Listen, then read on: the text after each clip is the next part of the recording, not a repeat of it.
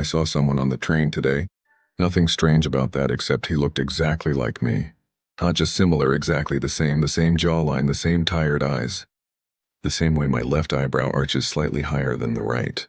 But he was different too. He stood straighter with a quiet confidence I've never managed to fake.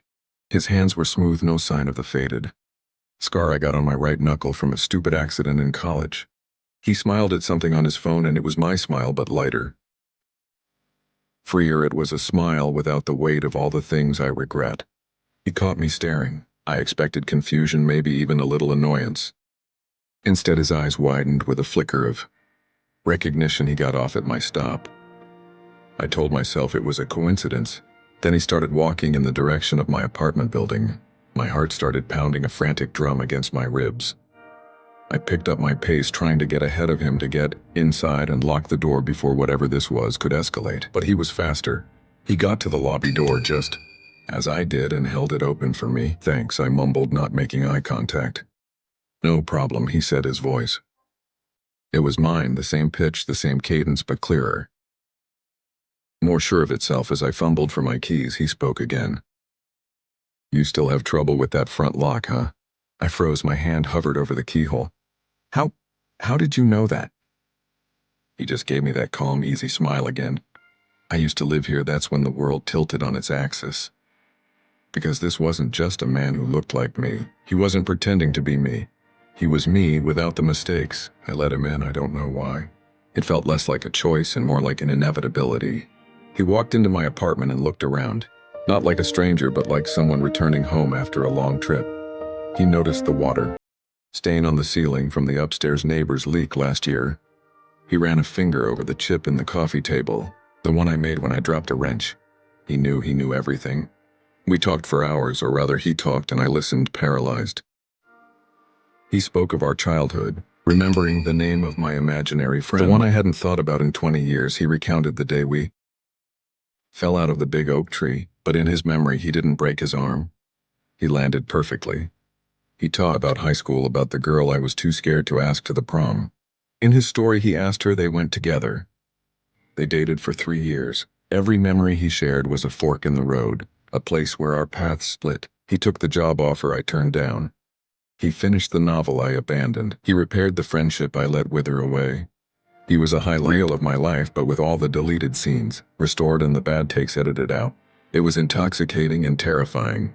With every story he told, I felt a piece of myself dissolving. My own memories started to feel thin, like faded photographs. At one point, I managed to ask, "How is this possible? Are you from another dimension, a parallel universe?" He shook his head slowly. "It's not that complicated.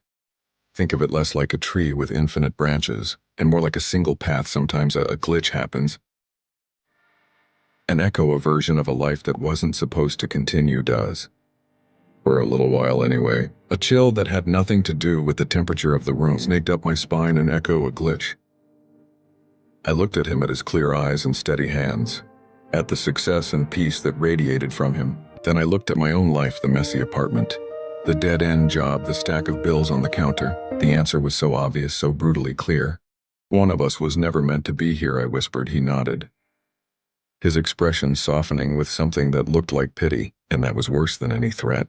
He wasn't here to fight me. He wasn't angry or hostile. He was just patient. He didn't need to do anything. He was the main signal and I was the static reality, he explained. Has a way of correcting itself. It smooths out the errors. It deletes the redundant files. That's when the true horror finally landed. He wasn't visiting, he was replacing me. This wasn't an invasion. It was a restoration. He was the intended outcome, the finished product. I was the rough draft full of typos and crossed out sentences, accidentally sent to the printer, and the process had already begun. As he talked, I found myself struggling to recall details of my own life. What was the name of my boss? Did I have lunch today? The memories weren't gone, but they felt borrowed, secondhand, like I read them in a book instead of living them. He, on the other hand, seemed to grow more solid, more real with every passing minute. His presence filled the room, pushing me into the corners, making me feel transparent. He told me he was sorry. He said it wasn't personal. It was just the way things worked. The universe tidying up. He stood up to leave, and I didn't try to stop him. What could I do? Argue with him, fight him. How do you fight the person you were supposed to be? How do you prove your own right to exist when your entire life is evidence to the contrary? Before he walked out the door, he turned back to me. You know, the worst part isn't the mistakes we make, he said, his voice gentle. It's knowing that somewhere a version of us didn't, and that's the one that counts. He left. I'm alone in my apartment now, but it doesn't feel like mine anymore. The walls feel unfamiliar. The air feels thin. I'm looking at my reflection in the dark window, and for a split second I saw his face looking back at me. Calmer, more complete.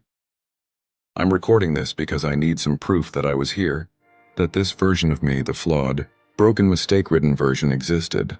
My memories feel like they're slipping through my fingers like sand. I'm trying to hold on to them, but they're being replaced by his. I remember asking her to the prom. I remember landing perfectly from the tree. My name is. My name, I'm not sure anymore. The scar on my hand is gone. If you're hearing this, I think I already lost. Have you ever wondered how your life would have turned out if you'd made different choices? A better choice if you have. Maybe you should look a little closer at the strangers you pass on the street. Maybe you've already met them.